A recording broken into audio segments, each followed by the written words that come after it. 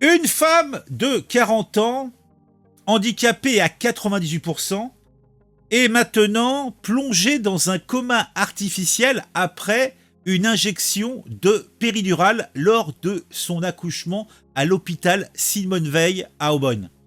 Comment un événement qui aurait dû être heureux se transforme en un événement dramatique? Alors derrière tout ça, il y aurait un stagiaire anesthésiste qui n'aurait pas respecté le protocole, causant ainsi des séquelles irréversibles pour cette femme de 40 ans. Il va sans dire que la famille a porté plainte et demande des indemnisations. Et de son côté, l'hôpital refuse de se considérer comme responsable. Ah bon? La femme, elle est bienvenue avoir son enfant dans votre hôpital. Le stagiaire anesthésiste qui n'a pas respecté le protocole a bien pratiqué dans cet hôpital. Donc, en tout cas, moi je dirais, éviter d'aller à l'hôpital Simone Veil d'Aubonne, ça serait une bonne idée. On va s'intéresser au sujet puisqu'il m'a tapé dans l'œil et je me dis, je n'aimerais pas croiser cet anesthésiste.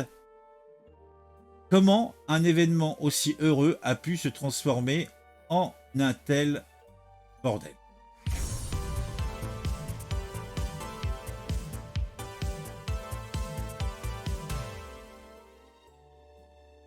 Je vous l'ai dit en préambule, une habitante du Val d'Oise est aujourd'hui handicapée à vie après une injection d'un anesthésiant lors d'une péridurale. Sa famille a, bien sûr, et ça va pas remettre dans le droit chemin cette pauvre habitante, elle a porté plainte. Celle-ci est plongée dans un coma artificiel et elle est maintenant handicapée à 90% et cela à vie. Il n'y a aucune rémission possible. C'est le sort dramatique que connaît maintenant cette femme de 40 ans, une ex-habitante de Saint-Leu-la-Forêt, charmante commune située dans le Val d'Oise. Et c'est arrivé après un accouchement qui s'est terminé de façon tragique. Bon, cet événement ne date pas d'aujourd'hui puisqu'il faut remonter dans le temps en août 2019. C'était même en août 2019 que Lucie B, mère déjà de 2 enfants de 40 ans, a rejoint la maternité la plus proche de chez elle, l'hôpital Simone Veil à Aubonne. Il est à peu près 2 heures du matin, l'enfant ne venant pas, elle a demandé et bénéficié, cela va sans dire, d'une péridurale, puisqu'elle souffrait beaucoup. Mais cette péridurale, cette demande somme toute bénigne, c'est montré être une décision fatale. Puisque c'est un stagiaire anesthésiste, sans doute un peu fatigué, qui lui pose la péridurale en présence d'une sage-femme. D'abord, comme le prévoit le protocole, il lui injecte une dose test pour évaluer les réactions de la patiente, puis, quelques minutes plus tard, la dose définitive. Juste après la première dose, Lucie B est prise de convulsions et elle a du mal à respirer. Alors, elle appuie sur un petit bouton poussoir pour administrer plus ou moins de produits anesthésiants en fonction de sa douleur. Mais donc, plus elle a mal, plus elle appuie sur le bouton, donc plus le produit est diffusé. Et là, le cœur de Lucie B va s'arrêter.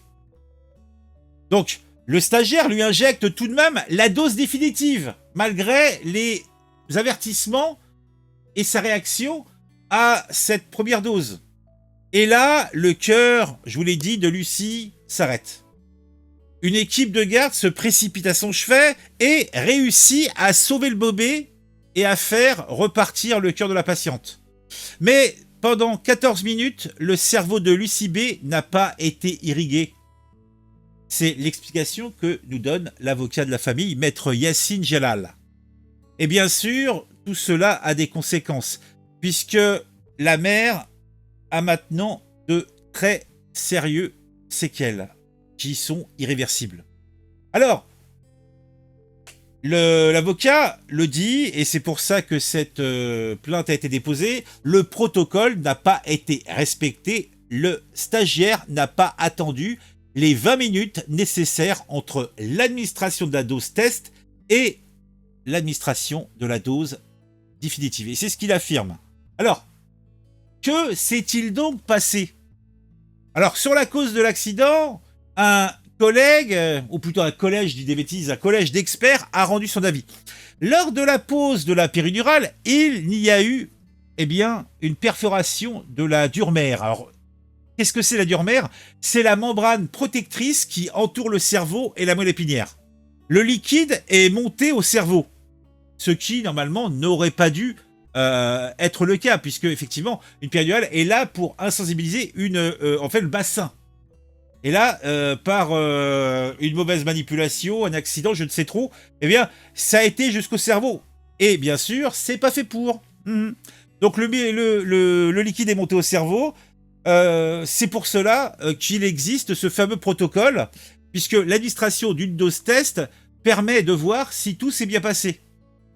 Et là, dans le cas présent, il semblerait que le praticien n'a pas attendu le temps escompté et il n'y a pas eu en fait un effet, on n'a pas vu l'effet donc que Lucie B commençait à ressentir malaise et compagnie. Alors, un professeur, une sommité en matière d'anesthésie, a été sollicité par l'avocat. Et là, le professeur en question accuse le stagiaire. Alors, lisons. Ce professeur, rapporte l'avocat, lit alors le rapport de bloc. Il y lit les témoignages de la sage-femme, les comptes rendus d'opération, et il dit que le stagiaire n'a pas respecté le temps suffisant entre l'administration de la dose test et l'administration de la dose définitive. Et cette erreur du stagiaire a concouru à 100%, il n'y a aucun doute pour l'expert, sur les dommages qu'a subi Lucie B. Alors, est-ce que Lucie est son vrai prénom? Je ne sais pas. Pourquoi le stagiaire est-il seul accusé dans cette histoire? Alors c'est la question. Pourquoi lui est-il là pratiqué à 2h du matin seul, sans l'assistance d'un praticien expérimenté lors de l'intervention? Alors, puisque logiquement un stagiaire se doit ou devrait toujours travailler sous le contrôle de son maître de stage. Il n'est pas là pour agir, il est là pour apprendre, insiste Yassine Jalal, l'avocat. Alors, la réponse de l'hôpital est intéressante, et c'est là aussi pour ça que ce fait divers, somme toute, m'a intéressé. Donc, dans un communiqué, la direction de l'hôpital précise que le statut de stagiaire associé, qui est courant dans les hôpitaux, concerne des médecins étrangers diplômés de leur pays qui ont un statut équivalent à celui des internes en formation. Comme les internes, ils peuvent réaliser des péridurales sous la responsabilité d'un médecin senior, ce qui était le cas la nuit du 10 au 11 août 2019. Donc, il est sous la responsabilité d'un médecin, mais qui n'est pas présent. Bah oui. Ah, si on a des stagiaires, donc des médecins qui a priori étaient praticiens dans des pays étrangers, parce qu'on a un manque, donc on va chercher des gens partout dans le monde, et le niveau n'est peut-être pas équivalent. Ou alors, ils sont amenés à avoir des conditions de travail peut-être un petit peu compliquées. Est-ce qu'on ne sait pas si ce stagiaire anesthésiste n'était pas de garde depuis 24 heures? Allez savoir. Peut-être aussi qu'il y a un problème de temps, peut-être la fatigue. Ça, on ne nous le précise pas. En tout cas, le stagiaire, somme toute, a quitté l'établissement. Bah, tu m'étonnes, depuis 2019. Le praticien stagiaire a quitté l'établissement en novembre 2019 après avoir terminé sa formation comme prévu initialement. Alors ça se trouve, il est en train de pratiquer quelque part en France. Rapporte la direction de l'hôpital qui précise qu'il a travaillé 10 mois dans l'établissement et n'a causé aucune difficulté. Eh ben dis donc, il en suffit d'une dans ces cas-là. Hein. Alors, comment on va déterminer la responsabilité dans cette histoire ? Le tribunal administratif a été saisi et à la lumière du rapport sur la responsabilité de l'accident, le CCI, la commission de conciliation et d'indemnisation des accidents médicaux d'Île-de-France, a conclu que la famille doit être indemnisée par l'hôpital. Bah tu m'étonnes. La maman, elle arrive à l'hôpital, elle est sur ses deux pattes, elle a toute sa tête, elle ressort, elle est handicapée à 98%. autant dire que ça peut pas bien se passer, c'est évident. Hein. Bon. Alors, qu'est-ce que nous dit donc l'hôpital? Alors, l'établissement refuse de se considérer comme responsable et n'a jamais proposé d'indemnisation, même symbolique. Alors, l'hôpital répond quoi dans cette histoire? De son côté, dans un communiqué, l'établissement hospitalier, qui fait part de sa compassion à l'égard de l'UCB, la compassion, ça coûte pas d'euros, hein, tient à réaffirmer son profond attachement à ce que toute la lumière soit faite sur cette évaluation et que la famille soit dédommagée à la hauteur du préjudice subi, évalué par les autorités compétentes. Ouais, donc l'hôpital Simone Veil. Ah oui, donc c'est eux qui décident. Donc, la direction d'établissement déclare encore que l'hôpital Simone Veil a toujours communiqué en toute transparence, fournissant l'ensemble des documents requis. De toute façon, est-ce qu'ils ont vraiment le choix? Comme ce fut le cas. Là, c'est le langage administratif monstrueux. Le drame, il y a un drame là. Et comment veux-tu que la famille puisse réagir si ils reçoivent ou ils ont des personnes en face d'eux qui leur parlent comme ça? Voilà. Donc, deux expertises ont été demandées par la commission de conciliation et d'indemnisation des accidents médicaux. Alors, suite à tout ça, puisque a priori il n'y a pas de solution qui a été proposée par les hôpitaux, par cet organisme de conciliation, eh bien la famille s'est retrouvée dans l'obligation de déposer plainte. Puisque n'oublions pas que on a 3 enfants, donc 2 enfants qu'elle avait, l'enfant qu'elle a eu à ce moment-là. On a eu donc sans doute un mari qui se retrouve à devoir gérer une famille, des enfants, ainsi qu'une femme qui est, je vous le rappelle, à 98%, eh bien, dans la possibilité de faire quoi que ce soit. Donc, la famille porte plainte au du parquet de Pontoise. L'hôpital, bien sûr, de son côté, se refuse totalement, selon l'avocat, à fournir les éléments qu'il demande, c'est-à-dire la convention de stage du stagiaire, mais aussi le planning de garde du stagiaire. Ce planning permettrait de connaître l'activité du praticien stagiaire avant l'accouchement. Oui, est-ce qu'il a passé 48 heures en garde? Allez savoir. Donc parce qu'il y a des éléments, et là, ça mettrait en place, et ça montrerait du doigt la responsabilité de l'établissement. Hein, là, c'est ça qui me rend fifou, moi. Hein. Donc, ça permettrait donc de savoir qui s'est passé avant pour ce praticien. Parce que est-ce qu'il a effectué des dizaines et des dizaines d'heures de garde? Est-ce qu'il n'était pas claqué? Peut-être était-il fatigué? Peut-être était-il expérimenté? En tout cas, quoi qu'il en soit, il n'a pas respecté le protocole.